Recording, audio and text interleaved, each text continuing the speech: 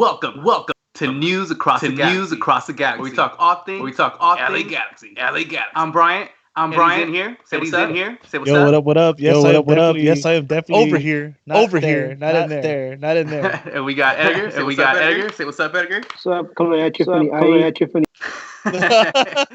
And on the ones and twos, as usual, hooking it up. Chuyaso. What up, Chuyaso? What up? What's up, guys? What's up, gentlemen? Nothing much, man. You got one in the E, and you got one over there with Brian in the spaceship, that SpaceX ship. Or where are you? I don't know. Might as well, right? Might as well be. International Space Station there. What's up, guys? Hey, long time no see, fellas. Especially Edgar out there. Edgar, dad life. How you doing, man? How's all that treating you? Oh man, I'm trying to live. Raising a little Galaxy fan is tougher than you think. Just don't limit him to a fan. Don't limit him. Give him the sky's the limit. He's the next statue next to Beckham. Okay. The future captain of the U.S. soccer team. It's kind of hard to raise that kid, because he's got high expectations. He's gonna lift a World Cup, so got to get him started. Well, I must remind you, John Harkes was once captain of the U.S. and he was a scumbag. If you heard those stories, so the bar's been set low. So captain for life. Yeah. So I think your kid has a good shot at being captain. But you know what? You just I reminded myself of something that I actually didn't tell you guys we're going to talk about. And there was a town hall meeting that the Galaxy had for season ticket members. Well, supposedly because the link was out to everybody. But they hinted that we're supposed to get a new statue this year. Oh. Yeah, and I forgot to mention that to you guys before we went on. You guys any thoughts on that? Who it might be or who it should be? Mike McGee. Who else? I mean, seriously, Mike McGee. Come on. But Mike McGee in the goalie uniform. There you go. This is why this guy makes the big bucks right here. Yeah, seriously. That's why he's on that SpaceX spaceship, huh?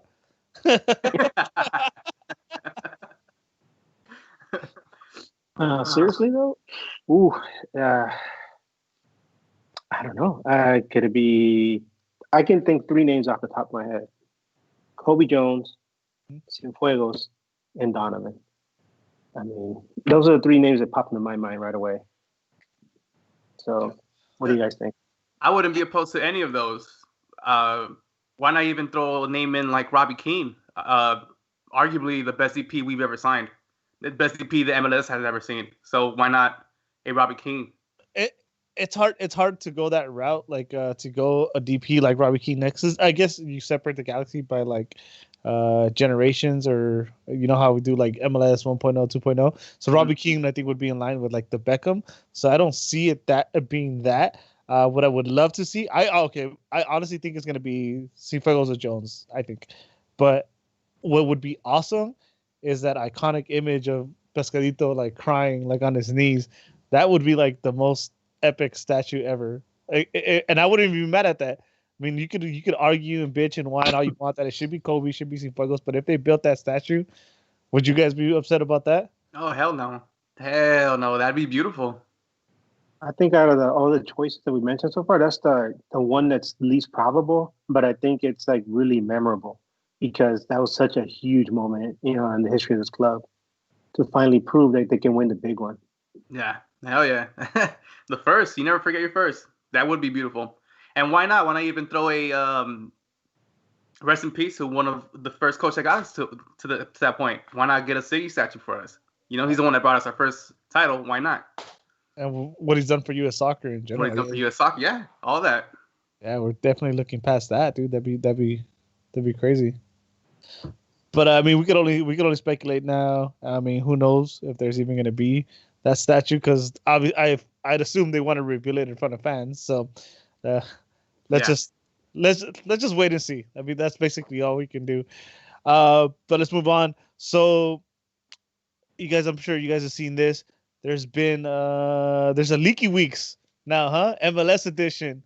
So we've made it, y'all. We've made it. We made it.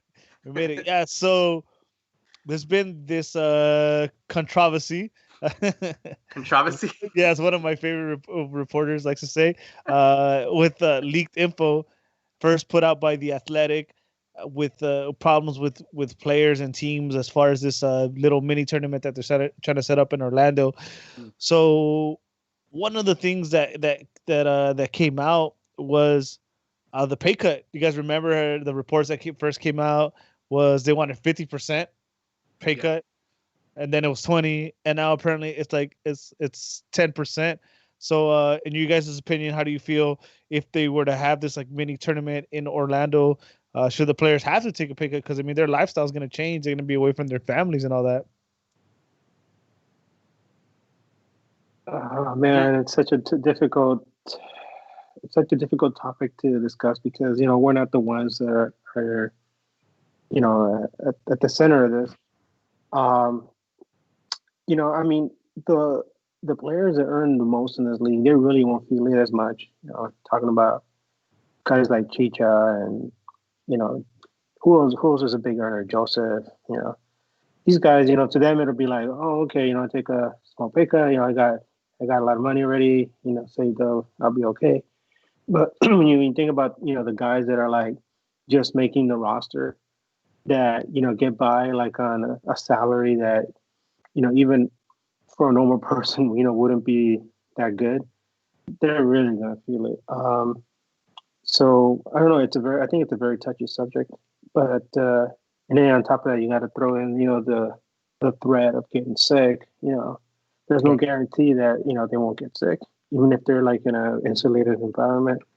All it takes is one person to break a curfew or do something and get sick, pass it on to everybody else, and there goes that. So I don't know.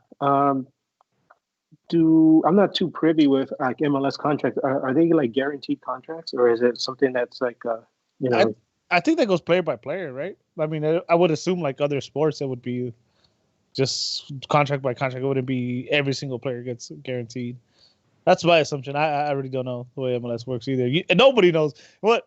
Nobody knows. Nobody knows what the fuck MLS is doing. There's probably like a standardized. I'm guessing there's probably like a standardized for like the smaller players, the players that are making under 80 grand. It's probably like a standard contract. I'm guessing, right? No. Yeah. We don't know. Yeah. You said it right, too. You're guessing. Well, Edgar, to your point, so what if it was, okay, you make above X amount, you take this cut, you make below X amount, you take this cut. What about that? I mean, would that change your opinion? Would you think that's something that might work better? Well, then I guess it goes on a player-by-player, basis, because you would think that younger players, wouldn't be in committed relationships with children, involved, and so most of the younger players are, probably, obviously single or dating or whatever, and they have more freedom, to get around and not have to worry about that. I know in Major League Baseball, when the idea came up to, throw all the teams into, a tournament in Arizona, one of the first people that spoke out about it was Clayton Kershaw, and he was saying, hey, you're going to take me away from my wife and my kids for how many months? He was like, that's not fair. I love the sport, but I don't know if I'm willing to do that. And so then you get into that gray area where, you have the guys that are like, damn it, I want to play. I'm only young for so long. Who knows how long I'm going to be, in the league. And yeah, this really sucks, but I want to be able to, earn some money so I can, continue living, my lifestyle and at the very least survive because, on top of the virus thing, we got other things going on right now. And, who knows, how long, stores are going to be shut down or, your favorite place to go buy groceries is going to be around, by Monday morning. So suddenly, you got a bunch of other factors coming in. But yeah, it's difficult. It wouldn't be fair for me to say, yeah, I would do it or no, I wouldn't. Obviously, we all want to see the sport come back. We really miss it, even if it's in empty stadiums. With maybe fan chants being blared through the speakers. But I don't know. And then there's, like you said, some players might object to this. But I don't know. I'll pass it on to one of you guys to see what you guys think. Well, the MLS Player Association actually they put out a statement. I don't know if you guys want me to read it. Oh yeah, go for it. See, Brian can read. No way. What? I can read, guys. Reading comprehension. So update, guys. Brian picked up first base. Now I can read. Moving on up in society, bro. All right, MLS Players Association. This evening, MLS players voted to approve a package of economic concessions for the 2020 season. Modifications to the recently agreed upon CBA, including its extension by year, and their agreement to participate in a summer tournament in Orlando. Included were salary reductions across the entire player pool, reduced teams and individual bonuses, and additional concessions to existing and future terms of the CBA. While a difficult vote, in incredibly challenging times, it was taken collectively to ensure that players can return to competition as soon as they are safely able to do so. The package has been formally submitted to the league for a decision by the owners. Nice. So, breaking news, huh? Hey, so Brian, I mean, you just read all that, but let's just pretend. So, how do you feel about those pay cuts? Fuck, I don't know. It would have been a fair. It's an unfair advantage that you just got because now you're like, oh, they're gonna do it, so now you're cool with it. But well, I mean, it seems like the players want to get back to playing. So, but I don't know. Like you were saying, like people that don't make that much money, like a player like Nick DePuy, who's barely getting on the roster. Oh, DePuy, my bad. He's barely getting on the roster, dude. I don't think he makes that much. Like, it would be kind of unfair for those type of players to get that cut, especially if it's gonna be a season where there's gonna be an asterisk on it. You know what I mean? It's not gonna be a full out played season that everybody is hoping for. That kind of sucks. That's not a good argument, Brian. I'm gonna stop you there because then go for it. It's like if you told me like, hey, you have to go. You don't have to come work your full 40 hours. Yeah, we're gonna cut it a little bit, but you're still gonna make more than what you worked for. So, yeah, that argument you gave as far as it not being a full season, sorry, Brian, invalid, bro. There's no mute button here, but if there was, he'd be done. Well, then I don't know the correct answer. I don't know if there is a correct answer to this. No, there isn't one. So. One other thing that came out, and fucking Brian, I wish you never read that. It's like totally destroys this whole thing. So there's a couple. Yeah, you were talking about Kershaw that came out and said some things. There's also players. This is part of the leak that Athletic gave people like Chicha, Bella, and Nani didn't want to come out. Chicha and Bella because of their families. They're both expecting children. Nani, I'm not that sure. I don't give a shit. He lives in Orlando already, so he's already in a bad place. And Jordan Morris, because he's diabetic, he's a little more prone to said disease. So, I mean, what do you guys feel about that? Like, say, I don't know, excused. Like, if let's just say the league excused them because of these special situations. Would you guys be interested in a league starting with none of these like big, quote unquote big star players? I'll go first. I'd rather have some games than no games at all. Even if it's like limited without some of the stars in the league. It would be obviously better to have some MLS than no MLS at all. Even if it's MLS Light, it'll have an asterisk in the end. But another part of me says, I feel bad. I feel bad for those guys because you'd love to see them playing with these teams, especially a guy like Chicha, because there's so much hype, there's so much buildup, so much expectation. We do better. We devoted how many hours discussing him?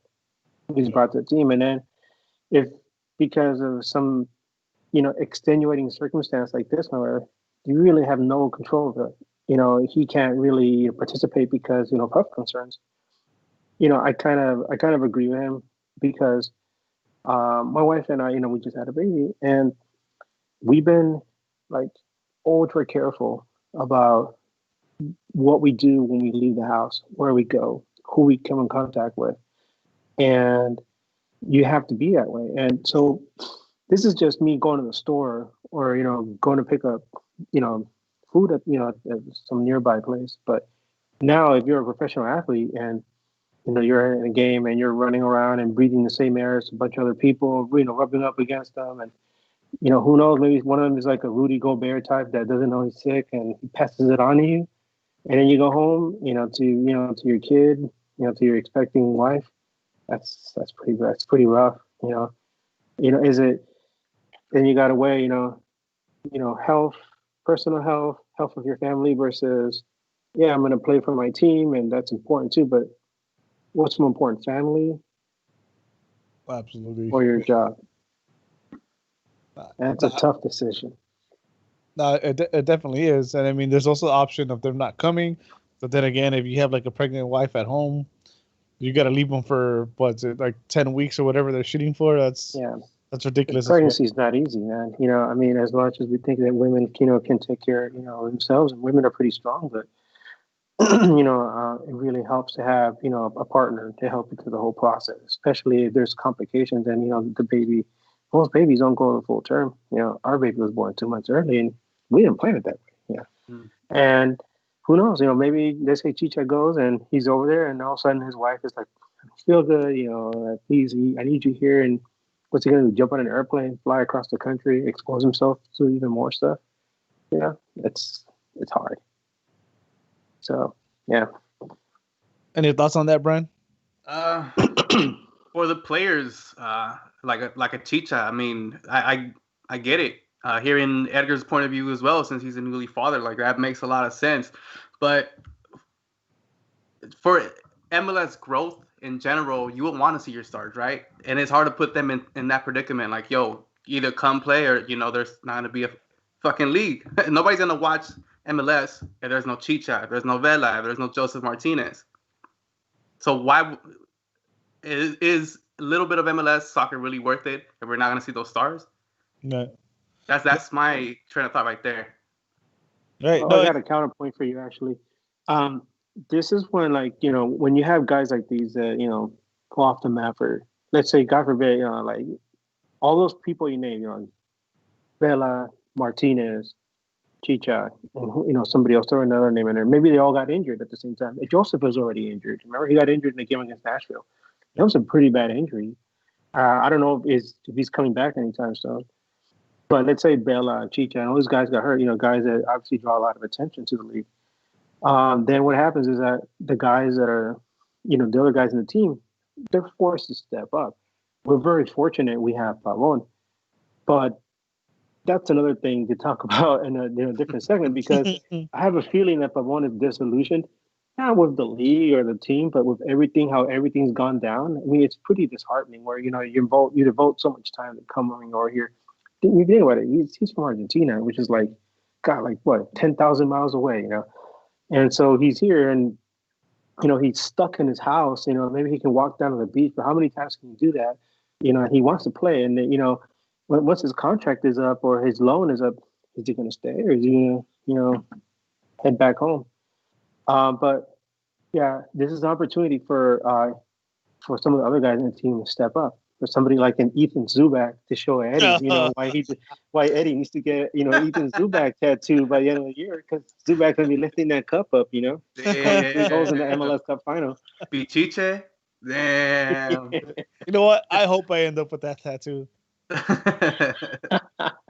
Yeah, but on the real, I think the league has been here before those guys. The league will be here hopefully long after those guys, if anything, I think in the face of a challenge, in the face of adversity, it's an opportunity for people to step up and prove that, they can fill some shoes. I mean, think about it. If Donovan Ricketts hadn't gotten hurt, or what was it? I forgot. I think he got hurt, right? No, he got red carded, right? And then Josh Saunders got hurt. We would never have the legend of Mike Magee, right? You got it backwards. Oh, backwards. Sorry. Yeah, because Saunders hit Lenhart. Yes. Good. Screw Lenhart. And, and then Ricketts, he got hurt because, Ricketts, he's always getting hurt. Made a glass. And Magee, stepped up. You know, this is that was an opportunity where he built his legend. You know, and who knows who's going to be able to come in and step up. I threw in Ethan Zubac's name in there because we know joke about him so much, but you never know. Maybe the sharpest blades might be stoked by the fiercest fires, and this opportunity for him to show he can step up in a situation where he's needed. Bars, homie, bars. So you heard it here first. Edgar's getting the Zubac tattoo before I do. On my cheek. I have a feeling that's what it says in the back of your jersey already, even though he didn't play with that jersey. I'm gonna assume, Brian, you have nothing to follow up with that for that. I don't. I actually don't. It's hard. It's really hard, dude, because you want to see the stars, but to Edgar's point as well, like you could see uprising stars. But this is the thing. MLS is already so far along. Do we really need to see that? I don't know, man. This is hard. It's hard. That's all right, man. Relax. Don't think about it too much. Actually, I just thought of something. A bigger question would be, what would the league, what happens to we're talking about, well, how is the league going to survive without these big names? And I'm asking, and my question is like, how's a team like LAFC going to survive without Vela? I mean, Chicha, he's still an unproven commodity with us because he hasn't really made a big impact. But a team like LAFC, they're missing. If Vela can't go or he doesn't want to go, how does it affect them? I mean, that's their big guy. Yeah, they have other big names in the team, but that's their go-to guy. I mean, we've seen how Atlanta, suffered about Joseph in the past, but they have such a good team; they were able to rally around him. But who's to say that completely throws their whole chemistry off? That's another question. Yeah, I'm glad you talk shit about them. Couldn't get through one episode without throwing them in the fire, huh? You know what? It's been a long time, so it's cool. I'm not even mad at that. But anyways. So another thing about these leaks, and big shout out to Corner of the Galaxy and the Panda, which the Pandas have claws, by the way. He was very upset and talking about how the league needs this because he threw shade at Don Garber, because he said that apparently there's going to be like $1 million fine if you leak anything else out. And Panda, Kevin Baxter, turned around and said that the league needs things like this to be considered a major league. This causes interest. This gets people more involved with the league. This transparency that we don't have is good. It's good. Like all this stuff that gets leaked out is good. I mean, how many times do you get on Twitter and read about the NBA and this contract and this guy and this, that? I mean, do you guys agree with that the MLS does need things like this and that maybe Garber needs to? Oh, and apparently Garber, hired like the FBI or whoever, I don't know, the Men in Black to investigate and try to find out who's leaking all this. But do you guys think that the league does need something like this, like news like this, to league to be respected and be considered one of the big leagues? I will agree with the Panda. We'll go back to the basketball thing. This off season, and everybody knows I'm a big Clipper fan. This off season, wasn't there a lot of rumors between Kawhi coming to the Lakers or the Clippers, and shit like that was leaked? And what did it make? It made for big news when he signed with the Clippers. So shit like that needs to come to the MLS. So we want to be put on the map. So I agree with the Panda saying that we need shit to be leaked, because there's times where we want to know what's going on with our players in the LA Galaxy, and there's no news about it, not even on their website. So how are we? So how are we gonna? I forgot. Well, I think it's important. You mentioned something, Eddie, and that's clarity, right? One thing that people really, really admire and really gravitate to is when you have transparency and clarity, in the messages that you're getting out. One thing that I'm watching, where I've been monitoring how the different leagues are handling the COVID crisis, and the NBA, they've been discussing all these different ideas, like, oh, should we have a World Cup style tournament? Should it be like Champions League? What do we do? We're going to do this, and that. So throwing around all these ideas. Meanwhile, players are discussing whether or not they're going to be involved or not. Major League Baseball, they're having a huge mess right now because the agents like Scott Boras are telling the players, you guys, you're worth more. You need to shove it to the owners, and You can't let them push you around. And so Major League Baseball is in a mess right now. And then you have the NHL, which from what I heard today actually was that the NHL, the players and the owners have actually been working together this entire time to try to work something out so they can have a mini tournament. And the word is that they're actually going to have a 2014 tournament in empty stadiums, and they're going to make it happen. By December, they're saying that the tournament will probably end like sometime in September or October, I think. They're going to actually have MLS Cup final. I mean, I'm sorry, NHL, NHL Stanley Cup final, and they're going to actually have somebody raise the cup. Nice. But because around the NHL season normally starts around that time, what they're going to do then is they're going to take a 2-month break and start the season up again in December. It's kind of weird. It's like almost having like apertura and clausura. But that's what the NHL is doing. And the thing that's different from the NBA and the NHL is that the players and the owners are actually working together to make this happen. That's transparency. And that's going to go a long way into like, making, NHL fans, feel that, these guys are actually trying to work towards something, even if it's in empty stadiums. At least there's something there, and it seems like they have a plan and they've been really thinking about it. And then it comes to other details like, how they're going to ensure that the players don't get sick. But those are other details that, they're probably going to discuss. But at least they have something on the table. The one league I don't ever hear about, though, is MLS.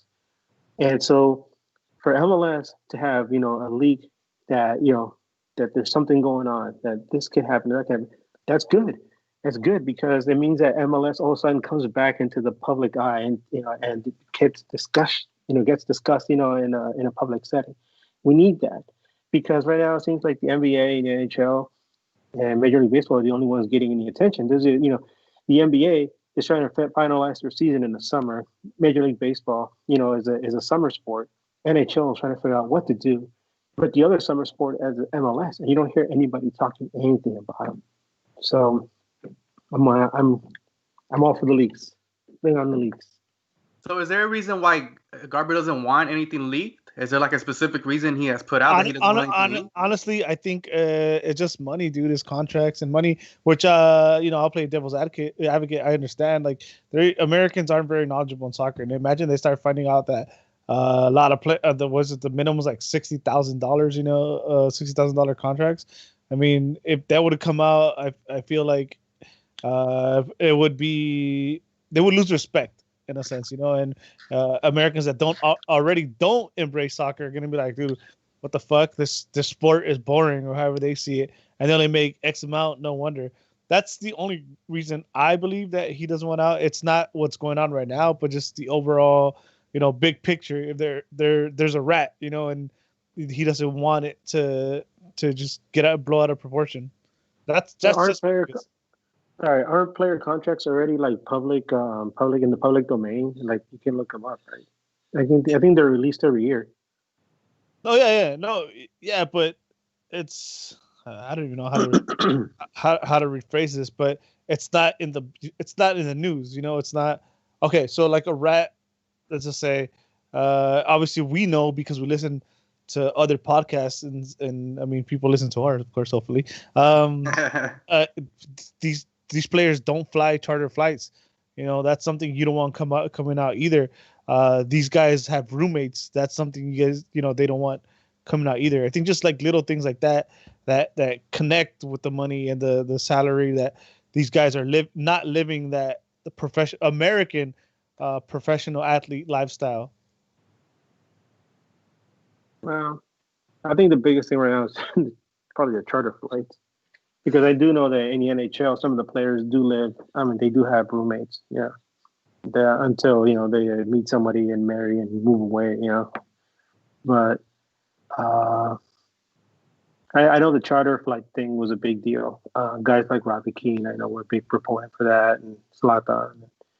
I think wasn't there talk that they were gonna like try to raise the number of charter flights this year or next season? I can't remember. I remember hearing something about that it was either discussed or they were going to actually like put it into paper. I think it did win. It is going up, and I think the new CBA that hasn't been signed apparently, it was going up every year. Okay, now that's a step in the right direction. Unfortunately, everything's on hold, so we can't see it, happen. Hey, the players might have leverage though. They're like, hey, we're not playing this tournament until for all we know. Well, yeah, that would be a very interesting situation because unlike the other leagues in the U.S., the league here owns all the contracts. It's not like like in the NBA where somebody like LeBron, he's owned by and paid by the Lakers. Whereas like somebody like Chicharito is owned by MLS and he's just allotted to play for the LA Galaxy. So if suddenly all the players got together like we're not going to play, damn it, how's that going to affect the league and also how's that going to affect the future of the team? I mean, MLS is going through a really difficult time right now. Yeah, I mean, as the rest of the world is. But I know you gotta go soon, Edgar. So I'm gonna leave you guys with this last question. I mean, we mentioned it, but we didn't really talk about it. The tournament in Orlando. The fact that you have to stay in this resort, which is a Disney resort, is not a bad deal. And they gotta stay there for about 10 weeks, if I'm not mistaken. On board, not with it. How do you guys feel about this? Well, mind you, don't be selfish. From an unselfish standpoint, you're one of those players. Would you guys put yourself in that situation? Just I'm having technical difficulties. My earpiece just died. You're fine. Well, me, if I wasn't a professional MLS player, me right now, I'm a single man. Of course, I'm gonna go play. That's the sport I love. I would want to go play it. Simple as that. But then again, I'm single. Don't have responsibility, so. All right. So here's the other side of the coin. Like me, I'm married. I just had a baby. I probably wouldn't go. I probably want to stay close to home, help my wife take care of the baby. It's a huge responsibility for just one person to have to carry. It definitely takes a team. In our situation right now, we're not able to see my parents or her parents, so it's just me and her, and it's really hard, just the two of us. I can't imagine just a mom being having to do it all on her own. So yeah, if I was a professional player and the situation was so difficult that I was facing the situation, I would choose to stay with my family, unfortunately. Yeah. I mean, I don't have a kid or anything, but my whole family. I still live in LA. My whole family's here though, but it's just too long, and I couldn't imagine something going wrong because the truth of the matter is, we're going through this pandemic plus what just happened in Minneapolis, and I don't think anybody knows what's coming next. And you want to tell me to go to the state of Florida, which is already a bad start, for 10 weeks, and back to how Edgar was talking about Chicha. If something happens, I have to get on a plane and fly back across the country. In times like this, nah. I no. As a human being, dude, I love the MLS. I love the Galaxy more specifically, and I cannot be upset with any player, even if they don't have kids or a pregnant wife, to say, nah, I'm not going. That ain't it. So, for me as a human being, nah, I'm out. And to quote, I think it was Edgar from Straight from the Stands. It's like Mortal Kombat. You're putting them on an island, to fight. 10-week tournament. All right, gentlemen, I have to head out. But it was nice seeing you guys again. Hopefully, sooner than later we can all get together and drown our sorrows with a keg. Likewise, Edgar. Thank you. Hey, thank you for coming on. With everything going on at home, and glad your baby's home. And yeah, man, we'll see you soon, bro. See you guys soon. All right, brother. Shout out to everyone. Stay safe out there, everyone. All right, so we're gonna transition now that Edgar's gone to a new segment that, even though we don't have the intro here because it's fucking Chewy, what do you expect? So this is gonna be The Hangover, where we talk all things. There you go. Damn, I wish I had a rubber band. I'd like tie my hair right now. When we talk all things Liga G96, I am joined here by Bryant, not to be confused with Mr. Plow. What the fuck is that? What the fuck is Mr. Plow? Oh man. Hold on, we got intro music though. I could play it, but Chewy won't let me. Can I play it, Chewy? What? Can I play the intro song, Chewy? That's from a movie. You know what? Fuck Chewy, because I'm capable of playing it through here, so I'm gonna do it. Even though Chewy's gonna get mad just to give us that transition. So yeah, if you guys I'm trying to look for it. If you guys have not, I got you, Chewy. If you guys have not been paying attention, there is a league going on FIFA Pro Clubs called Liga G96, where a bunch of Galaxy fans have gotten together and created teams to play against each other online on a full season. Not like the MLS. This is the actual full season. Yep. And yeah, man, so far it's been great, and we just finished our first week, and right now we're about to talk a little bit about. We're gonna talk a little bit about it. It's gonna go real quick, but here we go. We have to go into the Hangover.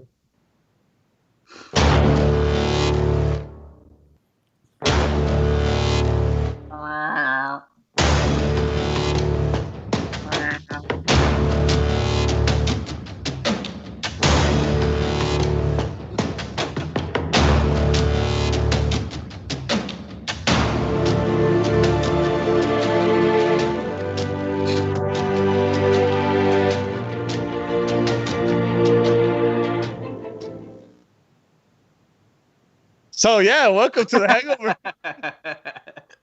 Once again, I'm joined here by Bryant. What up? What up? And my name is Eddie, not to be confused with the Tank, the fucking piece of shit that he is. I like his interview. The Tank is funny, bro. Nah, that guy's a piece of shit, bro. Did you guys see that interview? Yeah, he was hilarious. Hell no. By the way, if you guys haven't checked that out, we have a whole nother playlist called The Hangover, which we interview people and players from Liga G96 and their respective teams. And do this particular segment will go on there as well. And we're just going to review it real quick. So we just wrapped up week 1 of Liga G96. The first game that went down was actually two unknown teams. Mm-hmm. CD Angelinos and Walnut Park SC that played in a 3-game series. You know what? If you follow Twitter, if you're following this on Twitter, CD Angelinos, Walnut Park took a little bit of trash talking, because some games that were not streamed apparently didn't go their way. Right.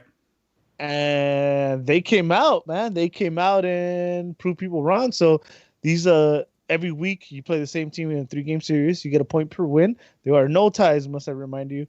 So if you tie, you go to overtime, and if you are still tied, you go to penalties. So Walnut Park came out and won straight, 2 straight against CD Angelinos until they finally dropped the first one. But man, what a way to come out right after all that talk that was going on. Yeah, there was a lot of chatter before the league even started, and they backed it up. They backed up whatever they said they were going to do.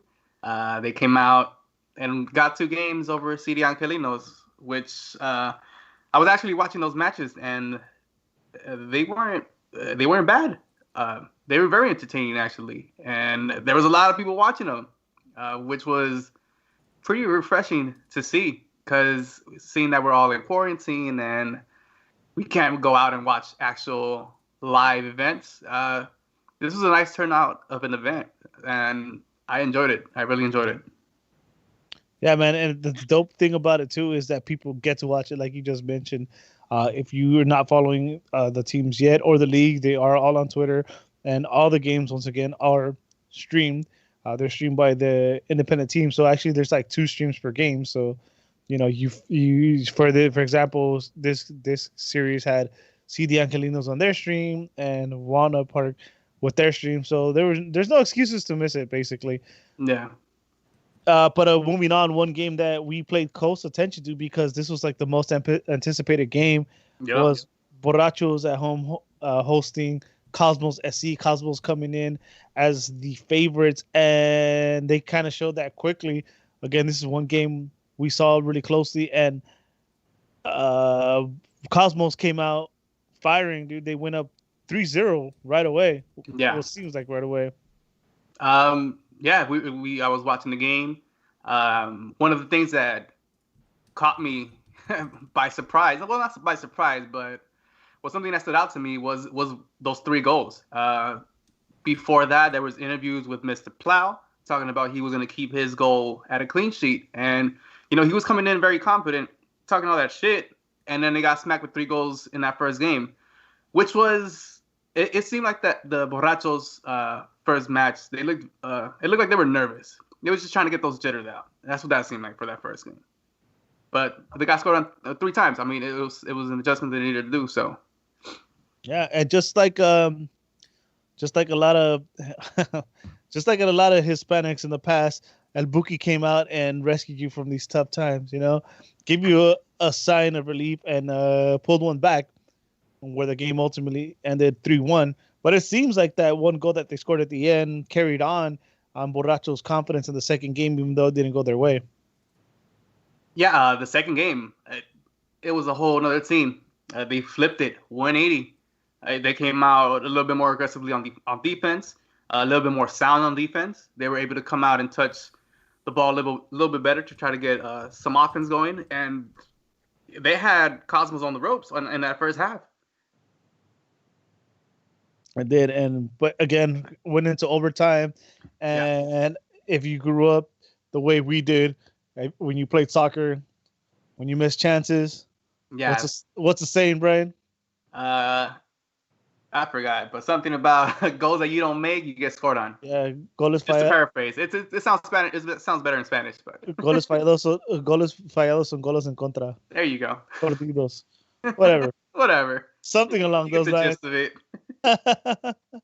But then the tide did finally turn. You get to game 3, and I feel that it was just what you needed to get the league excited. I feel like this series lived up to the hype because Borrachos came through and got that 2-1 win, and it just showed why these two are the heavy favorites. That game, even though they came out on top, was maybe one of the more balanced games, if you ask me. The third game, it was another game that it looked pretty dominant from Borrachos to start off with. And I seen the interview that you had with the keeper of Cosmos SC, and he even said that he was a little bit frustrated that they were getting attacked that much, and they weren't able to adjust that quickly to whatever Borrachos was doing. All right, I have the intro. Oh, now you want to play?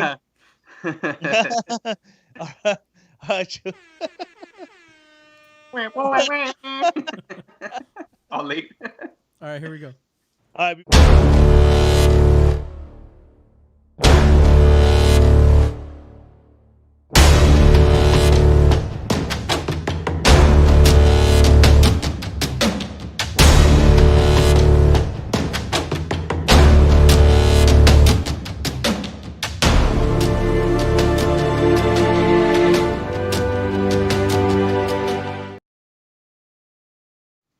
All right, you're back. Oh shit, we're back. Hey, so that was the intro. That was the intro that I was trying to play earlier. So nothing's working today. But back to the interview you were talking about. Yeah, he seemed a little disappointed with the way things went for him and his team. He didn't especially appreciate losing to a bunch of drunks. I mean, who would, right? Who would? But I mean, it makes for an exciting season because they're gonna meet each other at least one more time, and who knows, maybe a third time, whether it's in the playoffs or the final. But yeah, so that game's up. But you know what? That doesn't say that there can't be other good games coming up. This is just the two teams we knew most about. There was a third game between third series, I should say, between Barcelona and Pineapple Brats, which are a big question mark. And some questions answered. Well, one that they answered is that they can't play defense for shit. That's for sure. But on the other hand, they were making it rain on the other side. They were scoring, and I didn't. This is the first time I actually got to see him play, and yeah, I was pretty. What's the word I'm looking for? Not amazed, but put on notice that they are coming for this cup. Mind you, one of the games did go to penalties. Don't take everything away from Barcelona here. No, Barcelona is another team that I was actually surprised. They have a lot of offensive weapons as well.